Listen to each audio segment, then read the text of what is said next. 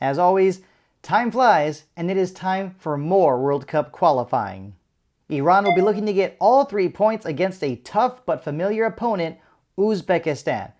But first on our agenda, head coach Amir Ghalenoei, next on Team Melli Talk.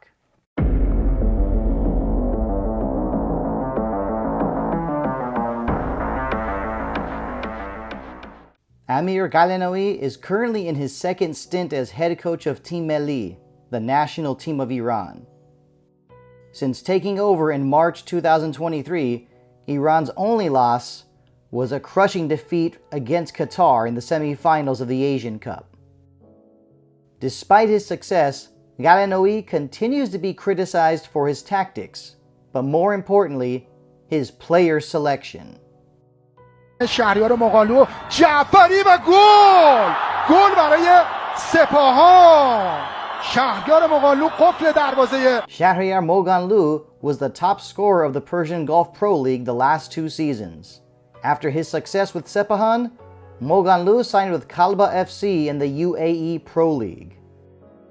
Although Moghganlu is viewed as a solid striker, Iranian football experts are quick to point out the obvious negatives. He was 29 years old when he made his first appearance for the national team of Iran, and he lacks the qualities of Team Melli's star footballers. Aside from the negatives of Moghganlu, head coach Amir Ghalenoei also ignores the fact that there are plenty of other younger footballers that are available to be called up. Not only are these guys younger and have more potential for the future, but they are also playing in better football leagues.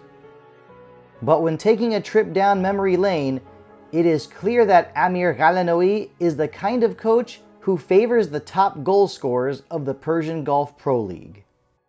During Amir Ghalenoei's first stint as head coach of Iran, Reza Enayati made 12 appearances for Team Melli, Rasul Khatibi was capped 10 times, and Mehdi Rajabzadeh made 11 appearances. And of course, all 11 of Moghganlu's appearances for Iran have taken place with Amir Ghalenoei as head coach of Team Melli.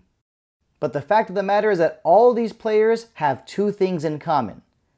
They made a huge impact in the Persian Gulf Pro League, but have only made a small impact for the national team of Iran. If he thinks those players he's picked are the best players, then there's something wrong with him. Iran and Uzbekistan are very familiar with one another, and it is Team Melli that has gotten the better of the Uzbeks over the years. But in the previous round of qualifying, both matches between Iran and Uzbekistan finished without a winner. And for this segment of the show, I am pleased to be joined by Conor Bowers, an expert in Uzbek football. Conor, it's great to have you here at Team Melli Talk. Thank you for joining us. Thank you for inviting me on. Now, first thing, the obvious question I have to get to, okay, and you probably knew what's coming. I'm sure you get this question a lot, but what got you to be an expert in Uzbek football? So I think an expert is quite a title. I'm not sure I'm that. I think I'm a fan. But it kind of started back in, we talked about 10 years ago when former national team captain Odil Akhmedov was linked with Arsenal. So I grew up kind of having a fondness for them. And it's one of those situations where you kind of, you do a little bit of research on a player, you've never heard of them, you sort of like what you see on YouTube clips, and then you kind of casually pay attention to games. And then when an Asian Cup came around, obviously being from Europe, I didn't exactly have a team to sort of root for, so I rooted for Uzbekistan. And then I sort of got to be familiar with players like Sefer Japarov, Nestorov, Ghalenoei Segment, and it was a case of just following them around in terms of just casually checking on games and scores and stuff like that. And now it's kind of like a rabbit hole where I've just fallen fully in, and I'm sitting paying attention to what's going on in the Uzbek third tier, what players are doing when they're playing in the UAE or in Turkey or in France. So it's kind of just been a long kind of journey, I guess, to kind of where I am now. And the passion's developed to what it is. So it's kind of difficult to explain, but it kind of, I guess it became more of an apparent thing when lockdown happened during COVID, when you had time to kind of just chill at home and I guess get more familiar with weird and wonderful football around the world. Yeah, awesome explanation. I know what you're talking about. You mentioned the whole lockdown time. I remember during those days, I became a fan of the Belarusian Premier League. Yes. Just for that short period of time, for sure. But yeah, the names you mentioned, yeah, I totally remember all those names of those players. Some classic Uzbek footballers for sure. And but fast forwarding to where we are right now, each time Iran plays, whenever Iran's about to play a match in World Cup qualifying, I always like to naturally I do my homework and I, just, basically tell my audience, who are the players to watch, the whole scouting report thing. Recently for me, it's obvious that I would say, the players to watch are Eldor Shomurodov, also Oston Uronov, and Jaloledin Masharipov. I mean, of course, the last two I just mentioned, they've been playing in the Iranian Pro League. So, Yeah. but in your opinion, based on how well you know this team, who would you say are the three players to watch? For the game against Iran, for me, it would be Kusanov at the back. I think he's young. He's only like 20, but he started getting consistent game time for Lens in France. He's very good, like very impressive. I think he's up there with one of the top sort of defensive players this past week in France. And even in his brief cameo, has been very impressive. He has managed to cement himself in the senior men's national team pretty seamlessly from playing for the U20s and the U23s. And when he was missing at the last international, you noticed the drop off. He's very good. An additional one would be outside of the names you mentioned. I think obviously Urnov, I believe, may have got injured today for Persepolis, so he may not actually play against Iran. So it's a bit early for us knowing that or not. Masha, sorry, he's very creative. I think Vasiliev, who plays for CSKA Moscow, he is a very small player physically, but is very talented. And I think he would be the one to watch. Eldor Shomurodov obviously is the top scorer for the national team, but the way that the manager sets things up, the level of creativity he seems to get in big games against big opponents like Iran, it's very restricted. So I don't expect him to maybe have the best game or the most impactful game. I would expect it to sort of be either a Kusanov doing really well at the back, or Vasiliev maybe creating something. But the last player, I think, would be the goalkeeper, Yusupov, who plays for Fulad in Iran. The reason why I suggest him is not simply because he's an excellent goalkeeper. Personally, I would prefer Nematov to start, but he is solid, but he is prone to a mistake. And if he goes through an error-free game, I think that bodes well for Uzbekistan. If he does have one of his moments where he can be a bit erratic and maybe lets in a shot where he should have saved it, I think when you're facing a team like Iran, who has like Azamoon and Taremi and all of these offensive weapons, they can punish him. So he'd probably be my most important player, depending on how he plays. All right, I definitely know what you're talking about. When you mentioned Abu Uzbek Faizulayev of CSKA Moscow, he was Srečko Katanec's a super sub in that match that ended 2-2. And in Iran's, what can I say? When we're comparing the two managers, I obviously give the upper hand to Srečko Katanec because Iran's head coach Amir Ghalenoei. Well, I'm not sure how much of my content you've watched, but I'm sure if you watched even a few episodes, you would know I'm not a big fan of Iran's head coach. But Faizulayev is just, he's that spark. He could be a very good spark off the bench. He's fast. He's very creative. So definitely agree with you on your players to watch for sure. Now when we're talking right now about Group A, that's something, of course, that we cannot forget is that FIFA has increased the number of teams in the World Cup. Yeah. And yes, I'll be quick to say that I'm not a fan of it, but it's already done. So no need for me to beat a dead horse and be negative and all that. But because of this change now, number of teams, do you believe that Uzbekistan is favored over Qatar to book one of the automatic qualification spots from Group A? I think it's as things stand, it's very likely. Obviously, Uzbekistan went 2 for 2, got 6 points from 6, and Qatar, I think, have 1 point. So obviously they're 5 points back after 2 games. I would honestly, at this moment, I would view UAE as maybe being a bit more dangerous simply because Qatar may be too far back already to really be able to catch, particularly because they have to play Uzbekistan twice. So if Uzbekistan, for example, can get 4 points for the next two games, if they can beat the UAE, get a draw with Iran, I think it'd be too much ground for Qatar to make up. The fact that there's two teams qualify from the group stage is massively helpful because I think Iran are too strong for Uzbekistan to go pound for pound with in terms of collecting enough points to win the group. But I think Uzbekistan could come in a comfortable second because I just don't think Qatar are the same team they were when they went to the World Cup, as was shown. Well, they did quite well in the Asian Cup, but I just don't think they just don't have the strength and depth that they once had, and I just don't see them as being as difficult as they would have been 4 years ago.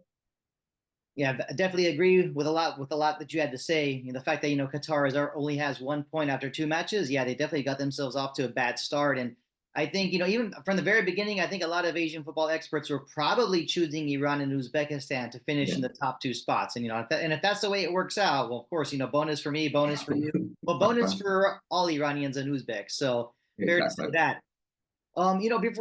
Before I get to another question, another one just popped up, and I want to talk about how I'm not going to turn this into an analysis really, but when the last time Iran and Uzbekistan played, it was that dull 0-0 draw in Tehran, and from what I remember, it seemed as if both teams, it seemed as if both teams had the strategy of playing not to lose, take long range shots. Do you have that same feeling? Do you agree with that?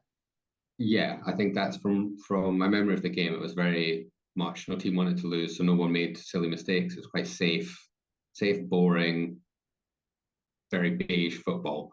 To be honest, that's kind of what I would expect from at least an Uzbek standpoint from any game with Iran.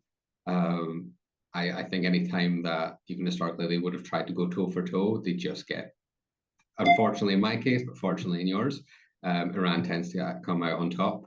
I would be very surprised if this game in Tashkent didn't end in a draw. I'd be surprised if we won it. I'd be very happy if we won it. But I would expect a draw. I think they will play with three centre backs. I don't expect it to be very, very pragmatic, very sort of Tony Pulis style Stoke football, where it's just keeping things safe and being a bit over physical to try and disrupt maybe Iran's flow. Well, you kind of got to the next question I was leaning toward, just thinking, my question for you was going to be, do you expect, Srečko Katanec to change his tactics against Iran? I mean, maybe even a little bit, or what's your take on that? The injury possible injury to Urnov, I think, may impact the starting 11, but I think it will be the same. It'll be the same back three of three centre defenders, two full backs, two in midfield, which will be Shukurov and Hamrabekov, who are primarily quite defensive anyway. And then you'd have three front players of Eldor Shomurodov with probably Mashapirov, and it would have probably been Uranov. They may swap over and put Vasiliev on the left and Masha on the right. But I think it'll be fairly quite defensive. Maybe they'll have Turgenboev in there. I don't know. But I would expect it to be very, very similar to the way it was set up in the last two games in the previous qualifying round. Conor, I'd just like to thank you for taking the time to join us on Team Melli Talk. It really was a pleasure to have you here. And for all our viewers who would like to find you on Twitter, can you go ahead and share your Twitter handle, please? Yeah, sure. It should be. I believe it's _Uzbek football. If you just search Uzbek football, you'll probably find me anyway. I talk about it a lot. But yeah, thank you for having me. It's been a great experience. All right. Well, once again, glad to have you here. And of course, I'm sure we'll be talking again the next time Iran will be facing Uzbekistan in this round of World Cup qualifying. So all the best to you. You too. Thank you. So you heard it. The players to watch from Uzbekistan are goalkeeper Utkir Yusupov, center back Abdukodir Husanov, and winger Abuzbek Fayzulayev. Once again, a special thank you to Conor Bowers for taking the time to join us on Team Melli Talk. Make sure to follow him on X _Uzbek football. And of course, let's not forget, Iran will face Uzbekistan in Tashkent on October 10th. we will get to our analysis of Amir Ghalenoei's 27-man roster. But first, make sure to check out our store. We've got green Team Melli jerseys, green Team Melli shirts, Team Melli scarves, and new Team Melli mugs for your morning coffee or chai. Starting with the goalkeepers, Beiranvand, Hosseini, and Niazmand. More of the same from Amir Ghalenoei. These three keepers are definitely his favorites. Of course, Alireza Beiranvand is expected to start against Uzbekistan. Now for the center backs, Khalilzadeh, Hazbavi, Daneshgar, Nemati, and newcomer Mehdi Zareh of Golgohar. Unfortunately for Hossein Kenani, he recently picked up an injury, and this is why we don't see him on this list. But with Ghalenoei calling up 5 center backs, it is clear that he is very concerned about not having Hossein Kenani. I think we can expect to see Khalilzadeh and Daneshgar starting against Uzbekistan, and we will probably see Khalilzadeh and Hazbavi starting against Qatar. I am surprised about Zareh getting called up, but he is young, he has the potential, and this is a call-up I approve of. Now for the wingbacks, Mohammadi, Jalali, Hardani, and Yousefi. Once again, no changes with the wingbacks. In fact, these are the same 4 players that Amir Ghalenoei called up for Iran's qualifiers against Kyrgyzstan and the UAE. You know, interesting. I feel like I said the same thing in a previous video. Anyway, now for the midfielders. Goldus, Ezatullahi, Gorbani, Nurafkan, Karimi, and the return of Javad Hosseinejad. Obviously, I'm happy to see the return of Javad Hosseinejad, but I'm not expecting him to get big minutes against Uzbekistan or Qatar.